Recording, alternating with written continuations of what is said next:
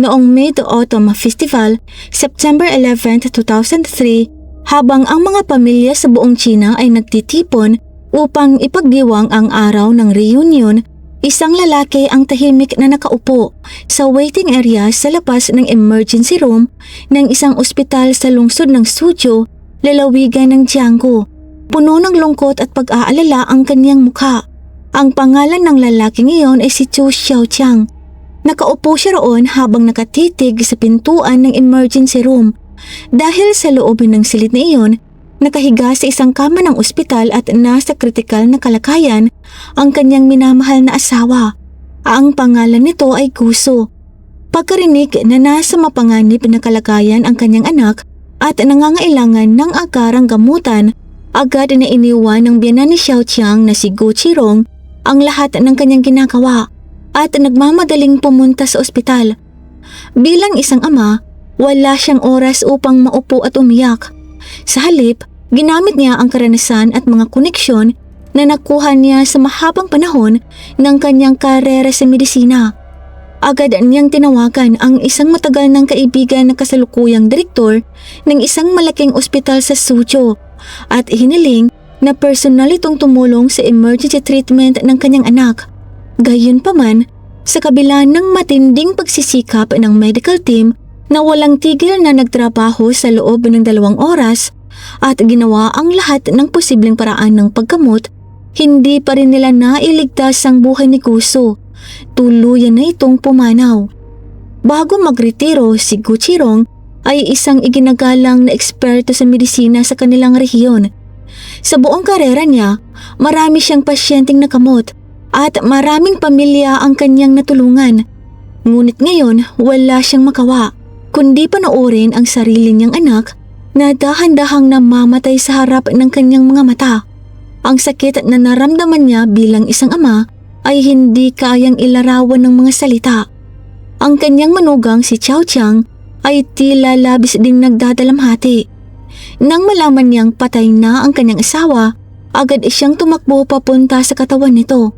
Bumagsak sa tabi nito, niyakap ng mahigpit at umiyak ng walang pigil. Umalingaw-ngaw ang kanyang paghagulhol sa mga pasilyo ng ospital. Sa tindi ng kanyang kalungkutan, sinubukan pa niyang ihampas ang kanyang ulo sa pader upang wakasan ang kanyang sariling buhay na para bang ayaw na niyang mabuhay nang wala ang kanyang asawa.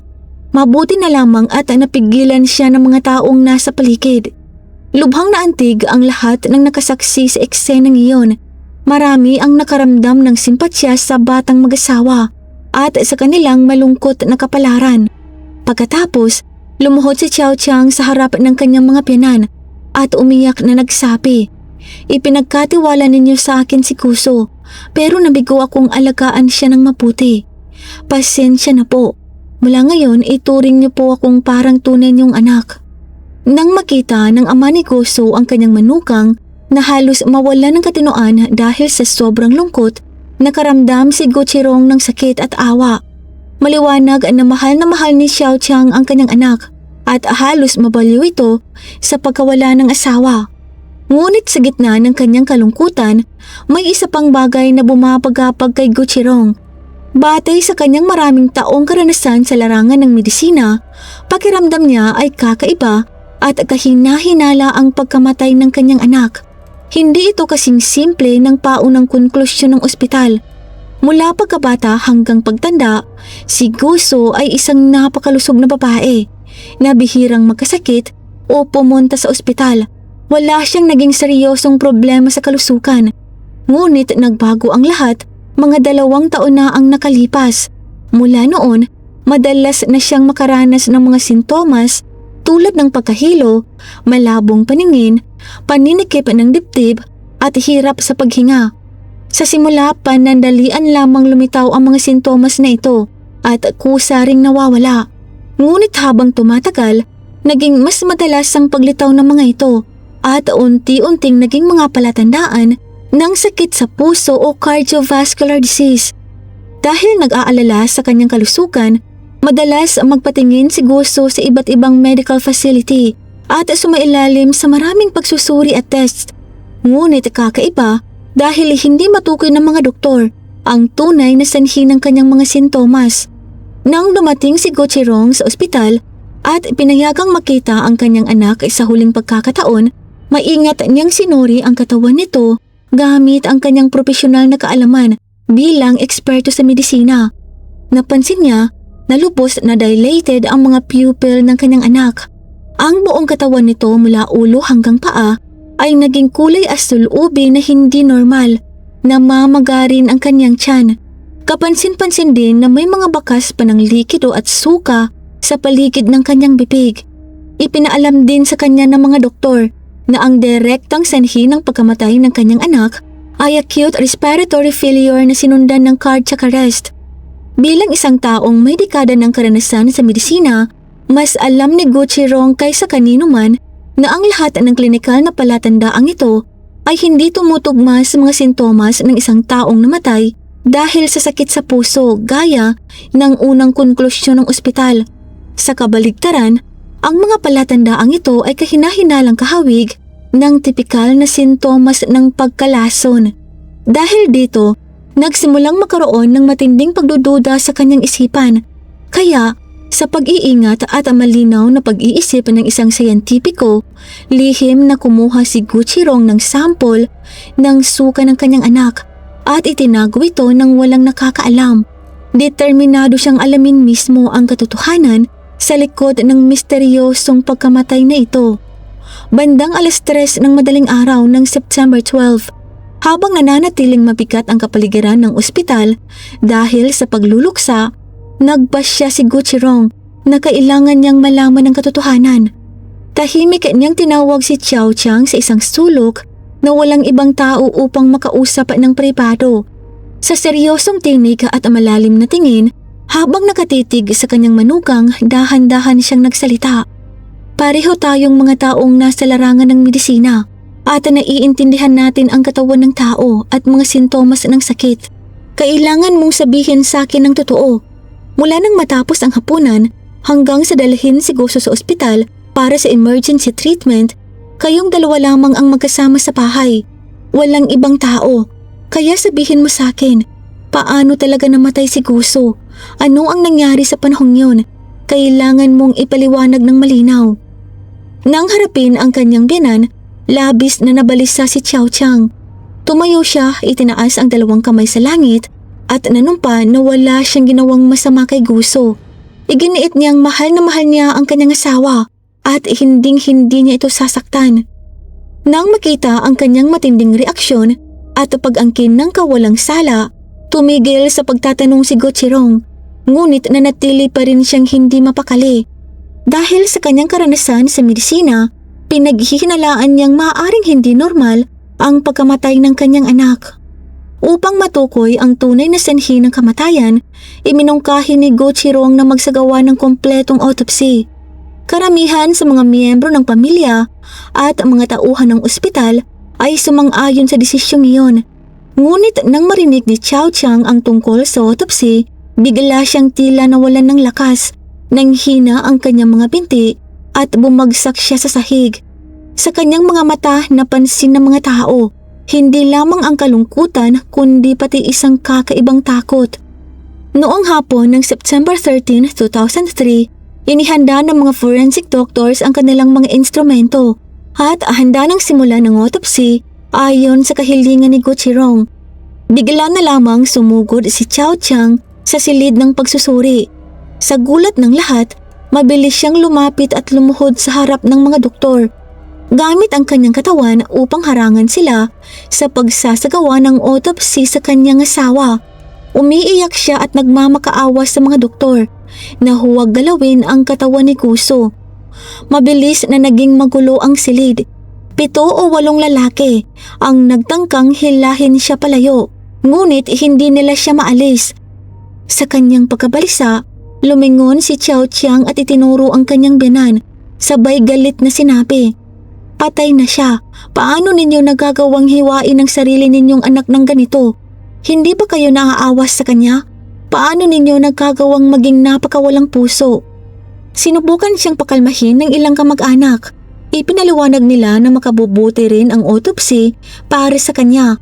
Kung may magtanong o magduda sa pagkamatay ni Guso sa hinaharap, ang resulta ng autopsy ang magsisilbing malinaw na ebidensya upang patunayan ang kanyang kawalang sala.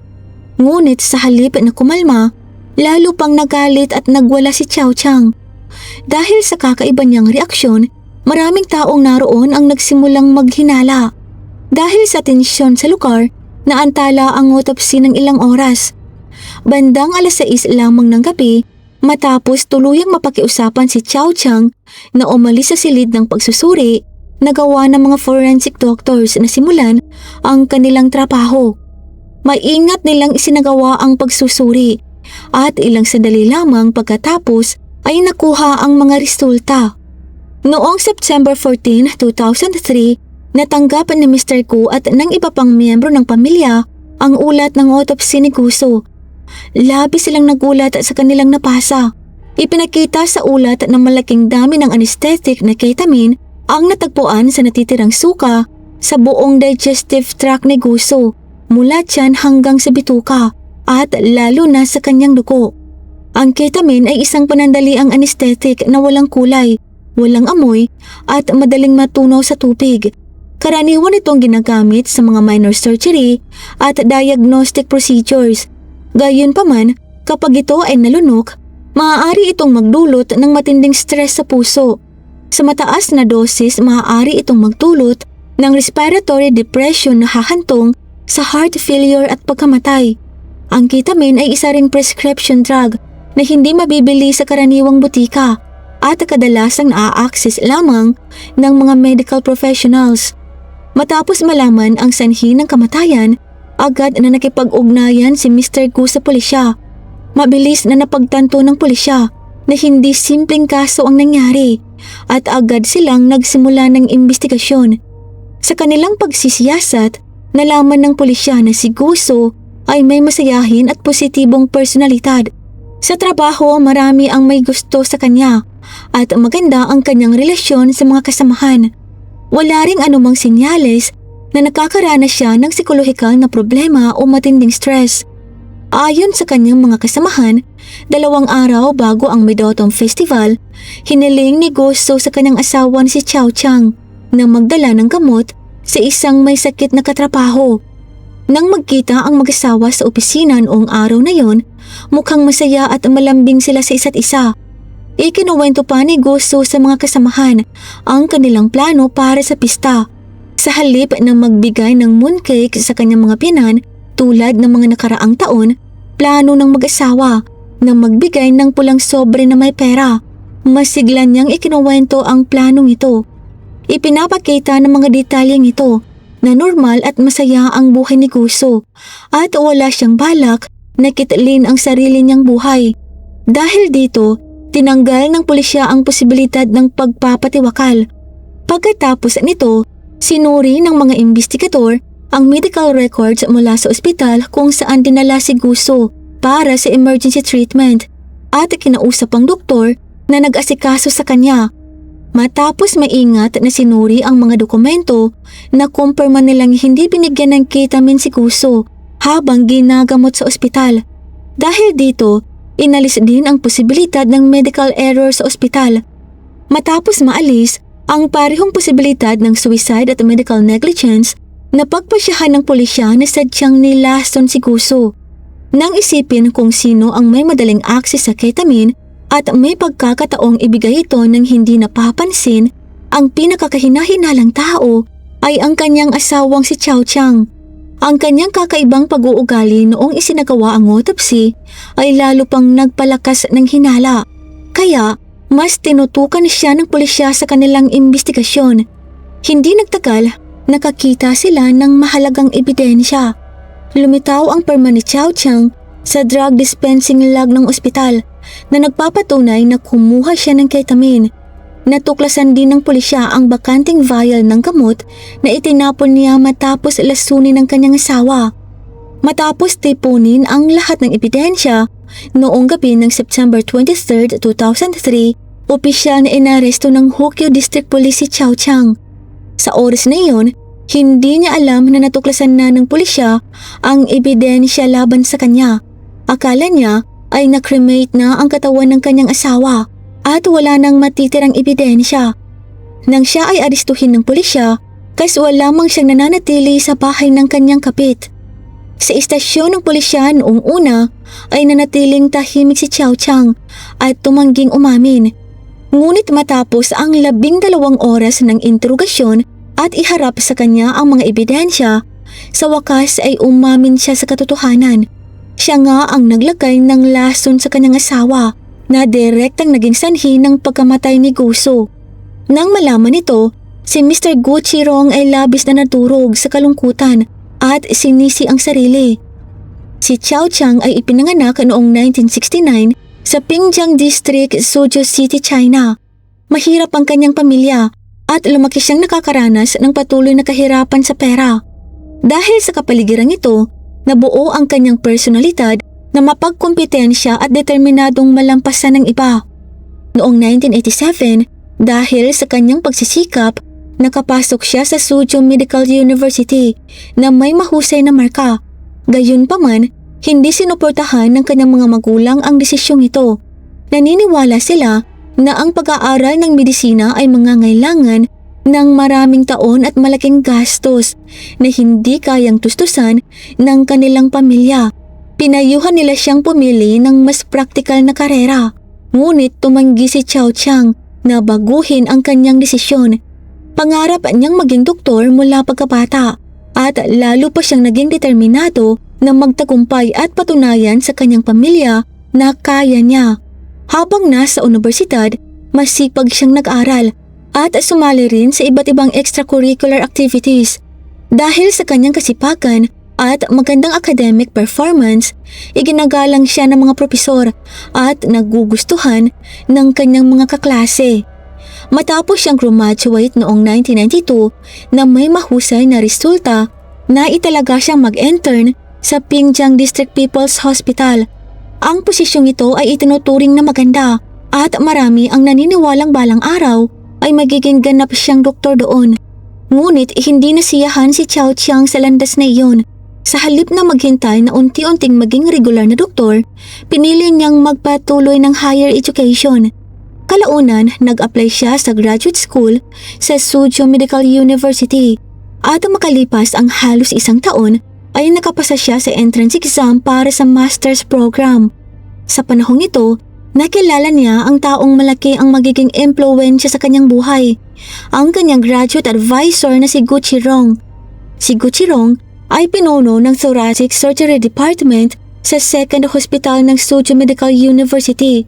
Isa siyang kilalang eksperto sa medisina at dating miyembro ng Standing Committee ng Suzhou Municipal People's Congress. Ang maging estudyante nito ay isang napakahalagang oportunidad para kay Chow Chang. Patuloy na mahusay ang performance ni Chow Chang sa graduate school.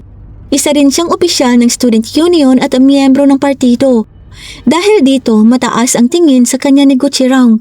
Nauunawaan ni Chow Chang na ang suporta ng kanyang advisor ay maaaring malaking magbago sa kanyang kinabukasan.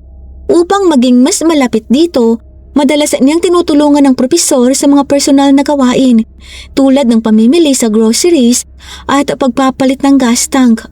Gayunpaman, hindi niya inaasahan na balang araw ay ipapakilala siya ng kanyang propesor sa sarili nitong anak na babae.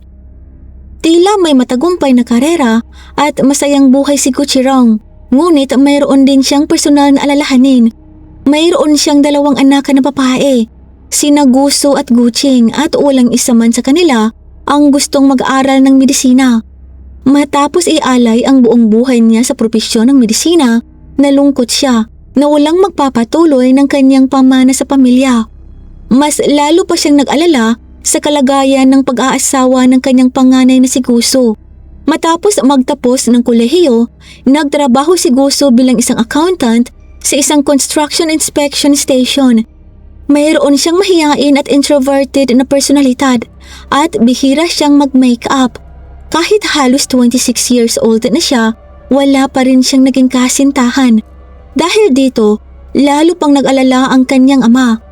Nang dumating si Chow Chang sa kanilang buhay, nakita niya ito bilang isang magandang oportunidad. Si Chow Chang ay matalino, may mahusay na academic records mahusay makisama sa ibang tao at may malaking passion sa medisina. Kung magiging manugang niya ito, magkakaroon ang kanyang anak ng mahusay na asawa at maaaring makaroon din ng tagapagmana ang kanyang karera sa medisina. Tinanong ni Mr. Gu si Chow Chang tungkol sa kanyang relasyon. Matapos ang ilang sandaling pag-aalinlangan, sinabi ni Chow Chang na wala siyang nobya. Dahil dito, sinimulan ni Mr. Gu na ipakilala siya sa kanyang anak na si Kuso. Hindi nagtagal matapos silang magkakilala, nagsimula silang mag-date. Noong 1997, nagpakasal sila sa harap ng kanilang pamilya at mga kaibigan. Sa kasal, nangako si Chow Chang sa kanyang mga biyanan na aalagaan niya ng mabuti si Kuso. Matapos makumpleto ang kanyang master's degree, nakapagtrabaho si Chow Chang sa Suzhou Children's Hospital sa tulong ng mga koneksyon ng kanyang biyanan. Mas maganda ang benepisyo at oportunidad sa promosyon sa ospital na yon kumpara sa dati niyang trabaho sa district hospital. Mahusay din si Chow Chang sa kanyang propesyon. Noong October 8, 2003, iniulat ng Suzhou Evening News ang matagumpay na laparoscopic surgery sa isang 2 buwang gulang na sanggol na may congenital biliary atresia sa Suzhou Children's Hospital. Ang biliary atresia ay isang bihirang sakit sa atay ng mga bagong silang na sanggol kung saan ang mga bile duct o daluyan ng apdo ay barado, makipot o kulang. Dahil dito naiipon ng apdo sa atay na nagiging sanhi ng matinding pinsala, paninilaw at maputlang dumi. Ito ang unang operasyon ng ganitong uri sa China at ang lead surgeon ay si Chow Chang. Ipinakita nito na mataas ang tingin ng mga tao sa kanyang kakayahan bilang doktor. 4 na taon matapos ang kanilang kasal, nanganak si Gusto ng isang sanggol na babae. Sa paningin ng ibang tao, tila napakatagumpay ni Chow Chang. Pinakasalan niya ang anak ng kanyang propesor, may matatag na pamilya at magandang karera sa medisina. Gayunpaman, iba ang pananaw ng kanyang mga magulang tungkol sa kasal na ito. Naniniwala silang nagkamali ang kanilang anak. Noong 1997, habang nagtatrabaho sa isang technical station sa Hotan, Xinjiang, nakatanggap ng liham ang ama ni Chow Chang mula sa kanyang anak na nag-aanyaya sa kanila na dumalo sa kasal niya kay Guso.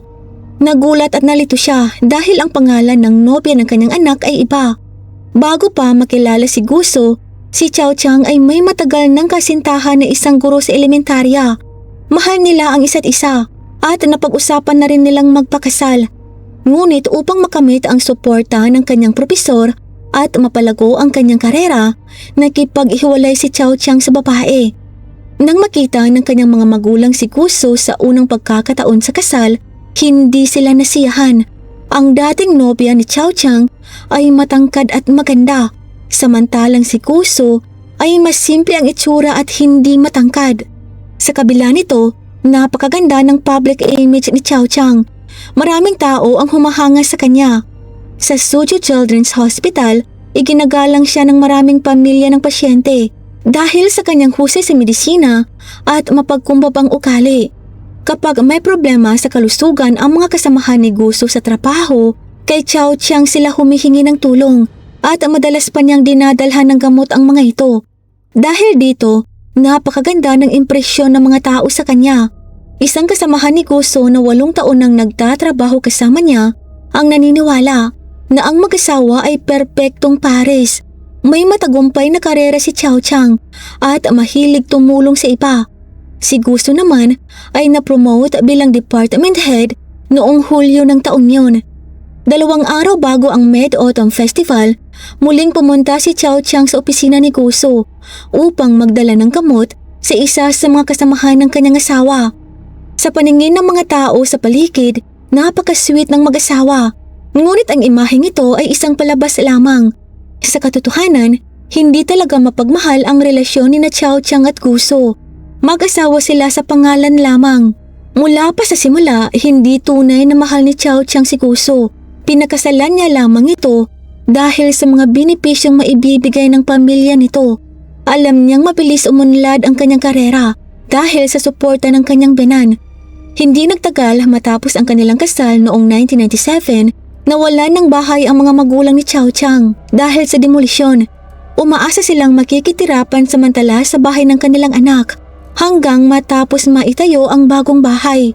Ngunit sa halip, napilitan silang tumira sa basement ng bahay sa loob ng 10 buwan. Naniniwala ang ina ni Chow Chang na nangyari ito dahil hindi pumayag si Kuso na tumira sila sa itaas dahil ang bahay ay binigay sa kanya mula sa kanyang trabaho. Gayunpaman, inamin din niya na mas naging mabait si Guso sa kanila matapos silang magkaroon ng anak. May ilang kasamahan ni Guso ang nagsabi na mas mabuti pa nga ang pakikitungo ni Guso sa kanyang mga binan kaysa sa sarili nitong mga magulang. Pagkatapos ng trabaho, madalas bumabiyahe si Guso ng malayo upang makasama sila sa hapunan at mapagbigay din ito sa kanila. Para sa Mid-Autumn Festival, naghanda si Guso ng pulang sobre na may 600 yuan. Ngunit ayon sa ama ni Chow Chang, ang perang iyon ay karaniwang napupunta lamang sa gasto sa pagkain. Madalas silang maghanda ng mga ulam na gusto ni Guso, habang sila mismo ay simpleng pagkain lamang ang kinakain. Kasabay nito, naramdaman ng pamilya ni Chow Chang na minamaliit sila ng pamilya ni Guso dahil sila ay mula sa working class background. Ikinuwento ng kanyang ama na 1 linggo matapos ang kasal ni Chow Chang, ikinasal din ang kanyang nakatatandang kapatid sa mas magandang hotel. Tumutol ang pamilya ko at tumangging dumalo. Dahil sa mga ganitong pangyayari, madalas maramdaman ni Chow Chang na kailangan niyang mag-adjust sa kanyang asawa at sa pamilya nito. Sa paglipas ng panahon, unti-unting lumaki ang kanyang sama ng loob. Ang kanyang mapagkompetensyang personalidad ay lalo pang nagpalala ng sitwasyon dahil pakiramdam niya, hindi niya natatanggap ang paghanga na gusto niya mula kay Guso. Dahil dito, unti-unting naging tensyonado ang kanilang relasyon. Sa harapan ng ibang tao, mukha silang masaya at nagmamahalan. Pero sa private, parang magkahiwalay silang namumuhay. Ayon sa isang malapit na kaibigan, simple lamang ang kanilang routine. Sa araw ay nagtatrabaho sila. Sa gabi naman ay pumupunta sila sa bahay ng mga biyanan upang maghapunan at magkita ang kanilang anak. Pagkatapos bumalik sa bahay, nanonood ng TV si Guso at nakikipag-chat sa kanyang mga kaibigan. Habang si Chow Chang ay gumagamit ng computer o nag-aaral para sa kanyang doctoral degree, bihira silang mag-usap. Naniniwala ang isa pang kaibigan na pareho silang masyadong nag-aalala sa kanilang imahe sa harapan ng ibang tao. Kahit ang may alitan, hindi nila ito pinag-uusapan ng direkta. Pareho silang naghihintay na ang isa ang unang magbanggit ng diborsyo. Minsan ay sinabi ni Guso na kung hihingi ng diborsyo si Chow Chang, papayag siya. Nakaramdam din si Guso ng inferiority dahil mas mababa ang kanyang antas ng edukasyon kumpara sa master's degree ng kanyang asawa. Dahil dito, madalas siyang mag-adjust at magpakabait sa kanya. Halimbawa, nang magsimulang malagas ang buhok ni Chow Chang, naghanap si Guso ng iba't ibang gamot at paraan upang makatulong at nagpabili pa siya ng espesyal na gamot mula sa Shanghai. Ngunit hindi naantig si Chow Chang sa mga pagsisikap ni Guso. Kahit na mukha siyang mapagmahal na asawa sa harap ng iba, matagal na niyang ipinagkanulo si Guso. Kilala siyang nagkaroon ng maraming extramarital affairs. Bilang isang bata at talentadong doktor, maraming batang nurse ang humahanga sa kanya at nagkaroon siya ng relasyon sa ilan sa kanila. Noong 2000, napansin ni Chow Chang ang isang magandang nurse na may apelidong Jiang sa ospital. At hindi nagtagal ay nagsimula silang magkaroon ng lihim na relasyon. Pagkatapos nito, nagpatuloy siya sa pakikipagrelasyon sa iba pang mga nurse at mga intern. Ang mga babaeng ito ay bata at kaakit-akit at hinahangaan siya. Kaya pakiramdam niya ay pinapahalagahan at iniidolo siya. Hindi naman lubusang walang alam si Guso sa ugali ng kanyang asawa. May isang pagkakataon pa nga na nag-uwi si Chow Chang ng isang kabit sa kanilang bahay at nahuli sila ni Guso. Ipinaliwanag nito sa kanya na ang babae ay isang pasyente o representative ng pharmaceutical company na nagpapakilala ng mga gamot. Madalas ding dumistansya si Chow Chang kapag nagte-text sa ibang babae, kaya lalo pang naghinala si Guso. Ngunit ang kanyang mga hinala ay sa kanyang kapatid lamang niya ibinabahagi at hindi niya ito sinasabi sa kanyang mga magulang. Sa dami ng kanyang mga relasyon, Dalawang babae ang pinakamalapit kay Chow Chang. Isang doktor mula sa district hospital na nagngangalang Jiang Fan at isang nurse mula sa kanyang sariling ospital. Sa dalawang ito, si Jiang Fan ang pinakamahal niya. Madalas siyang pilitin ni Jiang Fan na hiwalayan na ang kanyang asawa. Gayunpaman, naniniwala si Chow Chang na hindi opsyon ang diborsyo. Ayaw niyang mawala ang mga benepisyong dulot ng pamilya ng kanyang asawa sa kanyang karera at natatakot din siya sa batikos ng publiko. Sa halip, nagsimula siyang magplano kung paano aalisin ang kanyang asawa. Iniisip niya na kung biglang mamatay si Kuso, maaaring pahintulutan siya ng kanyang biyanan na magpakasal muli pagkalipas ng panahon. Dahil dito, nagsimula siyang palihim na mag-uwi ng anesthetic mula sa ospital at maghalo ng kaunting dami nito sa kape o tsaa ng kanyang asawa. Ang plano niya ay kung paulit-ulit na maliit na doses ang ibibigay, kalaunan ay magkakaroon si Gusto ng problema sa puso at ang kanyang pagkamatay ay magmumukhang natural. 2 taon niyang isinagawa ang paglalaso na ito. Samantala, patuloy namang pinipilit ni Jiang Fan si Chow Chang na hiwalayan na ang asawa nito.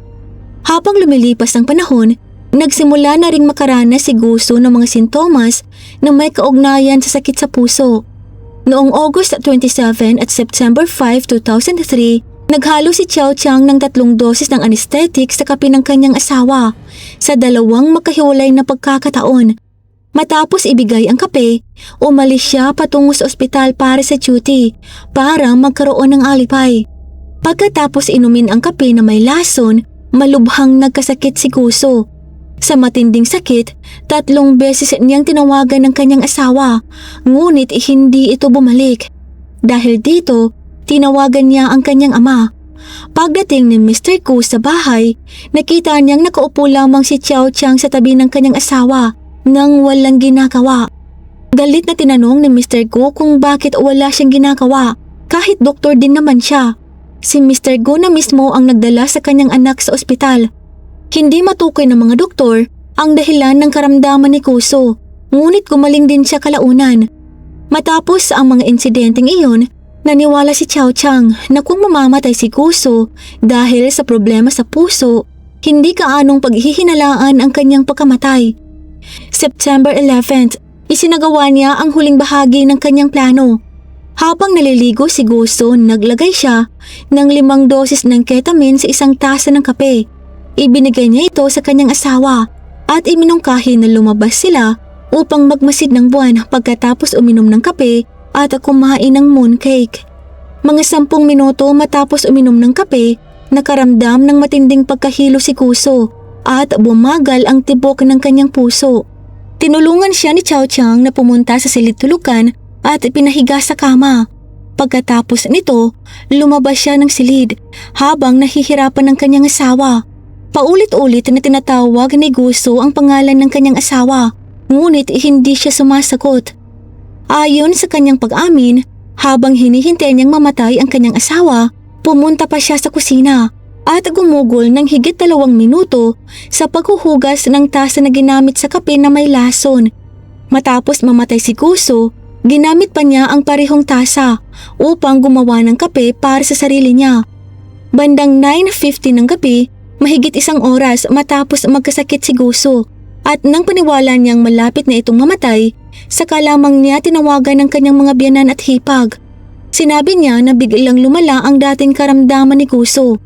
Alam ng kapatid ni Gusto na nakararanas ito ng pagkahilo sa nakaraang 2 taon, ngunit hindi pa ito nagkaroon ng matinding atake, kaya hindi siya agad nag-alala.